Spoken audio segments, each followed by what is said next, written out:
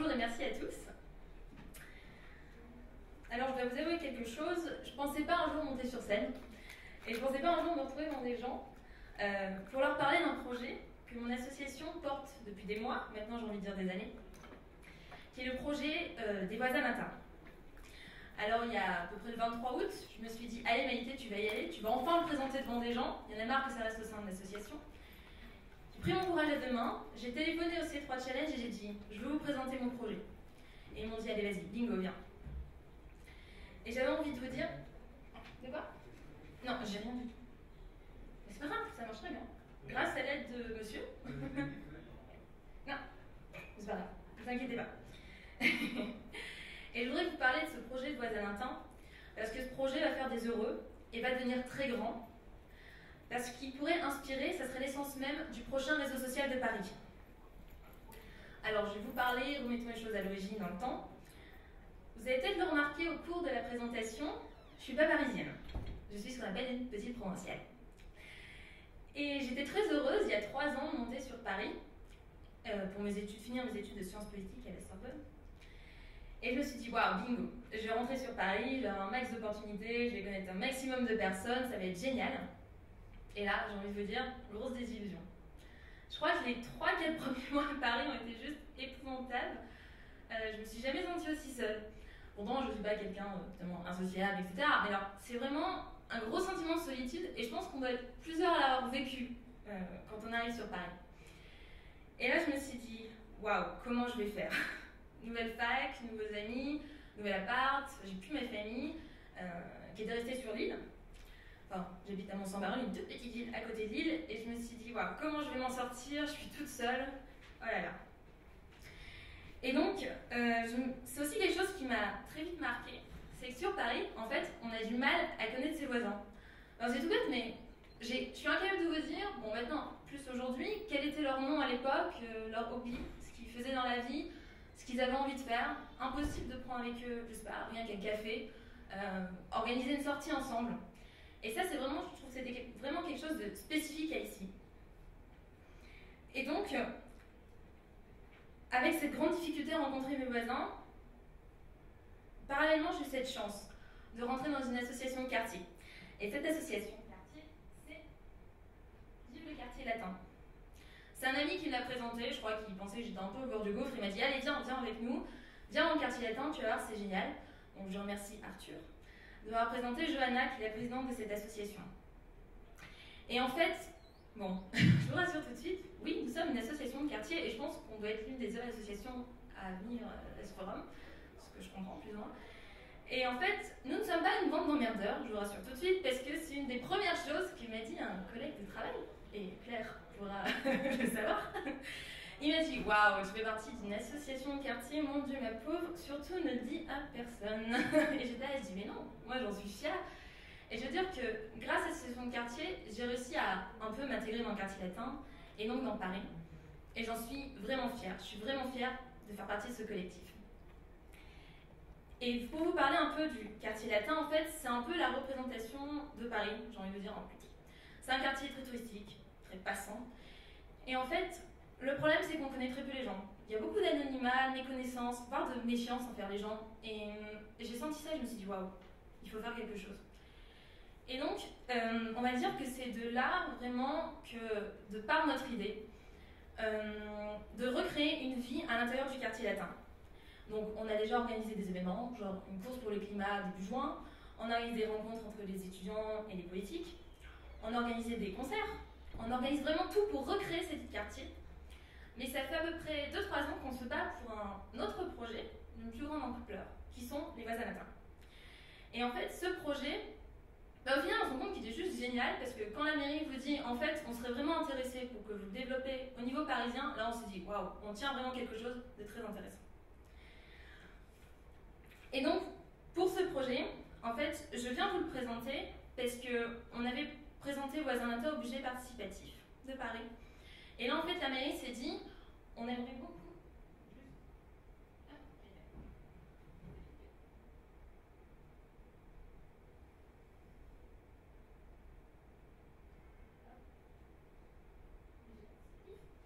Et juste, la mairie nous a demandé demandant en fait de développer à l'échelle parisienne, avec un budget quand même à la clé de 500 000 euros. Et en fait, si je me loue devant vous, c'est pour vous le présenter. Alors je ne sais pas si vous connaissez tous plus ou moins le budget participatif. En fait, l'idée c'est que les citoyens ont des idées. Donc nous, c'était une idée de réseau social local de quartier. Ils le présentent à la mairie dit oui, bon, c'est plus ou moins faisable, c'est plus ou moins intéressant. Et elle dit maintenant, on va le mettre au vote de tous les Parisiens pour voir si eux aussi ça les intéresse. Et si ça les intéresse, bingo, on va le développer avec vous. Et donc nous, on a eu la chance, ça, bon, je vous assure, quand on a appris ça début août, on a un peu tombé des nues. Moi, j'y croyais pas, je me suis dit, waouh, la mairie qui s'intéresse à un projet d'une association, ça doit vraiment être quelque chose, on doit vraiment tenir le bon bout. Et franchement, oui, j'ai envie de le dire, bah oui, c'est une superbe idée parce que notre idée, c'était vraiment de se servir du numérique maintenant, au niveau local, pour recréer une chaleur humaine, une communauté. Avec ce réseau numérique, tous les gens du quartier seront en contact. Ça me permettrait en fait, ça vient d'expérience personnelle parce qu'on est plusieurs provinciales en fait dans l'association. Et c'est vrai que moi, quand je suis montée, je disais toujours à mes collègues, vous savez, chez moi, mes voisins, en fait, je les connais, je suis capable de dire leur prénom, je sais qu'ils s'appellent Gérard et Marie-Rose, je sais ce qu'ils font dans la vie, je connais leur hobby. J'ai souvent cette petite anecdote de dire que oui, moi, le lendemain du jour du Nouvel An, je vais voir mes voisins et je leur souhaite bonne année et je passe un moment avec eux. Et j'en suis fière. Et ma voisine dessus, je sais que c'est une personne âgée. Et je sais que pendant l'été, elle ne peut pas ouvrir ses volets parce qu'elle est trop âgée. Et je vais l'aider. Et il y a plein d'exemples comme ça qui, au quotidien, font que je suis fière d'être chez moi. Je suis fière de vivre à Mont-Saint-Barreul. Et ce que je ne ressentais pas à Paris. Et aussi une autre anecdote avec les commerçants. Je ne sais pas si vous le vivez. Mais dans les petites villes, avec ma boulangère, on a un lien que je ne retrouve pas ici. C'est tout simple. Par exemple, vous n'avez pas assez d'argent pour acheter votre baguette. Mais c'est pas grave, vous venez le lendemain, vous venez la payer en fait. C'est pas grave parce qu'elle vous connaît, elle vous fait confiance. Et c'est ça vraiment la base du projet, la confiance. Et donc, voilà, donc le projet, ça serait vraiment une plateforme numérique qui connecterait tous les habitants, qui ferait interagir tous les habitants, les commerçants, les associations, la mairie, les acteurs culturels. Et cette plateforme, en fait, elle aurait trois buts. Tout d'abord, elle serait informative, parce que je pense que c'est la base. D'avoir des informations sur ce qui se passe en bas de chez soi. Tout simple, un bar qui vient d'ouvrir. Je suis contente de savoir qu'en bas de chez moi, il y a un bar qui va ouvrir parce que sur Paris, qu'on le veuille ou non, il y a un gros souci en fait, qu'on a remarqué. C'est que toute l'information est nationale. C'est impossible de savoir ce qui se passe justement en bas de chez toi. En bas de chez toi, il n'y a pas d'information locale ou alors c'est très dur de la trouver, c'est sur différentes plateformes, c'est disséminé. Et moi, je me suis dit, avec cette plateforme, vraiment, on ouvre, et c'est une plateforme de quartier, et on voit, waouh, il y a un bar qui vient d'ouvrir en bas de chez moi. Tout simplement, ma librairie vient de fermer de telle date à telle date pour les vacances. Je le sais. Ma mairie va monter un événement. Je le sais, grâce à cette plateforme, parce que toutes les informations du quartier seront au même endroit. Ensuite, cette plateforme, et on y met un point d'orgue, c'est qu'elle est solidaire. Comme je vous l'ai dit, nous, ce qu'on a envie de créer, c'est une communauté. Recréer une vie de quartier. Donc, recréer du lien entre les habitants, recréer du lien entre les habitants, les associations, entre les associations elles-mêmes, avec les collectivités, avec les acteurs culturels, etc. Et enfin, cette plateforme, et on y tient beaucoup, elle est locale. C'est-à-dire que c'est une plateforme de quartier.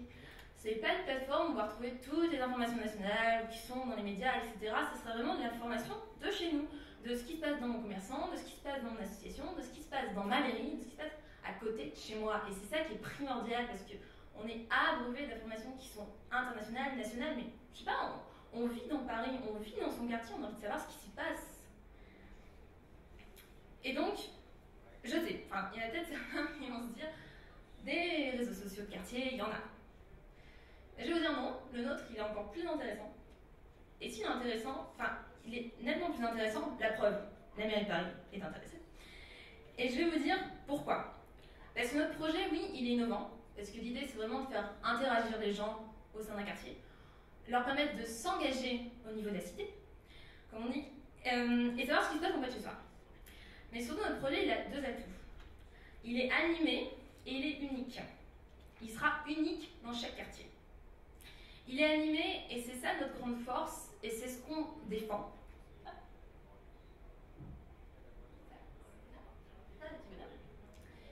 Il est animé parce que le problème de la plupart des réseaux sociaux, je ne sais pas si vous avez plus ou moins remarqué, en fait, c'est très utilitariste et très impersonnel.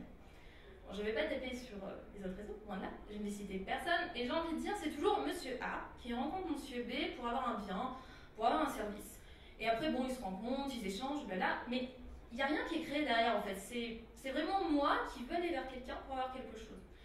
Et c'est souvent très impersonnel, c'est-à-dire qu'on arrive sur une plateforme et qu'on doit choisir entre différents items et se dire « Ah, je fais partie de cette plateforme, donc je suis intéressée par le sport, la culture, et je ne sais pas quoi d'autre. » Et en fait, on va forcément rentrer dans ces items et se définir par rapport à ces items. Et ça, justement, une plateforme, elle prend l'esprit inverse. Donc tout d'abord, comme je vous l'ai dit, elle sera animée. Le but de cet animateur, donc nous, au niveau du quartier latin, pour le réseau Les Voisins Latins, on avait prévu que ce soit notre association. Notre association anime la plateforme numérique. Donc c'est-à-dire, elle modère, donc elle met les dernières infos locales en temps réel. Elle voit les commentaires, elle voit les nouveaux profils qui sont créés, etc. Mais surtout cet animateur, vu qu'il est en chair et en os, il va aussi se promener dans le quartier. Il va en parler aux habitants, il va leur dire, vous savez, il y a une nouvelle plateforme qui vous permettra d'entrer en contact avec vos voisins. Cette plateforme vous permettra d'entrer en contact avec les associations. Cette plateforme qui va entrer en contact avec des porteurs de projets. Il ira voir les gens, comme ça, un peu dans le quartier. Il ira voir aussi les commerçants en leur disant, vous savez, cette plateforme de quartier, elle est locale. Vous pouvez proposer des choses pour la vie de quartier, vous avez un projet, vous avez des produits spécifiques, une exclusivité. Vos voisins ont envie de le savoir. Mettez-le sur le réseau social. Même une association qui dit « Waouh, je cherche des bénévoles pour un événement », et je vais voir sur cette plateforme les gens de mon quartier qui seraient intéressés par exemple, un événement culture. Et c'est ça toute la force, parce que je peux vous dire qu'en tant qu'association, monter un projet, c'est très difficile. Pourquoi? Parce que l'information est disséminée n'importe où. C'est très dur de tout regrouper. Et en plus, c'est très dur de rentrer directement en contact avec les gens qui seraient intéressés. Alors, je suis sûre qu'il y a plein de gens qui seraient intéressés par des projets. Et donc là, c'est tout le but.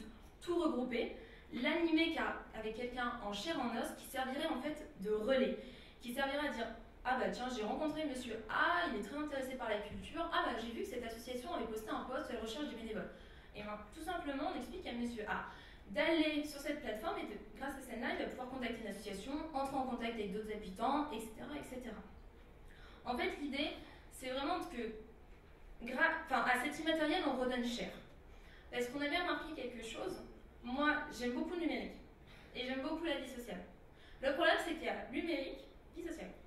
Et il y a beaucoup de mal à les regrouper ensemble. Et je me suis dit, mais en fait, il faut, ensemble, elles vont pouvoir se stimuler, on va pouvoir multiplier nos réseaux grâce au numérique. Et je me suis dit, on va démultiplier nos rencontres grâce à ce réseau, on va démultiplier les projets, etc. Parce que quand on mène un projet, quand on est plus nombreux, on a plus de pouvoir, on arrive plus à communiquer, on arrive à plus peser face aux institutions, on arrive à plus peser dans son quartier. Et c'est ça vraiment la chair et le but de cette plateforme. Et surtout, quand je vous dis, la deuxième spécificité, c'est qu'elle est unique. En fait, le but de notre plateforme, c'est pas de coller des items et les gens se disent bon, alors je suis plutôt culture, donc je vais mettre dans l'onglet culture, puis je vais attendre que quelqu'un me parle de culture, puis on va peut-être monter un projet ensemble. Non, non, non. L'idée, c'est vraiment que cet animateur, vu qu'il est proche des gens, il vit avec eux au quotidien, et il va pouvoir dire en fait, on a un quartier latin, les gens sont très intéressés par la culture. Donc en fait, on va plutôt créer des sous-thèmes à la culture, genre architecture, patrimoine, artistique, et les gens vont pouvoir rentrer dedans et créer des projets. En fait, l'idée, c'est que le design et la plateforme vont s'adapter aux besoins des gens. Comme ça, en fait, elle est modulable au fur et à mesure. Elle n'est pas juste collée. Et l'idée aussi de cette plateforme, en fait, quand je parle d'unique, c'est-à-dire qu'une plateforme, par exemple, du quartier latin ne sera pas la même que dans le 11e, dans le 19e, dans le 18e, dans le 20e. Et elle sera aussi agrémentée de ce que j'appelle d'images et de vidéos. Parce que j'ai une amie, Marine, qui revient de Berlin et qui m'expliquait qu'à Berlin, il se passait quelque chose de très sympa. En fait, les gens des quartiers, ils publient des photos de leur quartier sur des réseaux, donc un réseau dont je ne vais pas parler. Et en fait, ils se challengent entre eux, ils se disent waouh, t'as vu ce qui se passe dans mon quartier? Genre, je mets des photos des derniers événements, du dernier tag, du dernier bar qui est ouvert. Ouais, c'est trop sympa en fait. Et en fait, entre les quartiers, ils se challengent un peu. Parce que les gens, en fait, cette espèce de bataille d'images, les gens renouent avec leur quartier, sont fiers de vivre dans leur quartier. Et en fait, nous, c'est ce qu'on a envie de créer, que les gens soient fiers de vivre sur Paris, oui, mais soient fiers de vivre dans leur quartier, de recréer, de revigorer cette vie de quartier, cette vie en fait que moi, j'ai connue lorsque je vivais dans une plus petite ville. Alors, si je suis là aujourd'hui, c'est vraiment pour vous présenter ce projet qu'on mène à bras depuis des années, mais aussi pour vous dire que, étant étudiante en sciences politiques et travaillant actuellement en politique, j'ai remarqué quelque chose qui me tient très à cœur. Je m'intéresse beaucoup aux questions de tout ce qui est participation citoyenne et d'engagement des gens dans la cité. Et j'ai remarqué quelque chose, c'est qu'il y a un manque de confiance aujourd'hui dans notre société. Enfin, il y a vraiment un manque de confiance envers les gens. Enfin, je ne peux pas l'expliquer, j'en sais rien. Mais il y a vraiment, on fait plus trop confiance, moins à ses voisins, ni aux gens qu'on croise, et il y a plus trop de bienveillance entre les gens d'ailleurs. Et je me suis dit en fait, avec ce réseau, on va pouvoir recréer du lien entre les gens, recréer cette communauté, et j'ai envie de dire que son voisin, quand on le connaît, on l'apprécie, on a envie d'aider, on a envie de vivre avec lui et d'être heureux. Et je me suis dit, si avec cette plateforme, on peut peut-être recréer ces noyaux petit à petit, recréer ces petits quartiers et recréer une confiance. L'idée de, oui, je vis dans un quartier, j'y vis, je ne suis pas juste passager, je connais mes voisins, j'ai envie de vivre pour ce quartier, j'ai envie de me mobiliser pour lui. Et voilà, juste pour vous dire que ce projet qui est unique et animé, c'est vraiment notre base en fait. Et la mairie l'a trouvé très intéressant.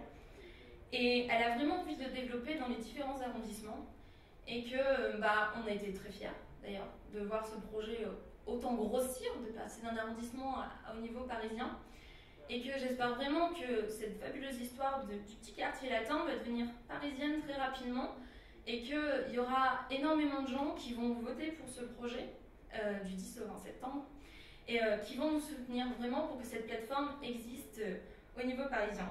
Et que si vous voulez être animateur, si vous faites partie d'une association, si vous êtes, je sais pas, si vous voulez participer juste à cela, je vous y invite et j'espère qu'on va bientôt tous se retrouver sur ce projet. Et donc voilà, je vous demande juste d'y croire et puis de voter pour nous. Merci.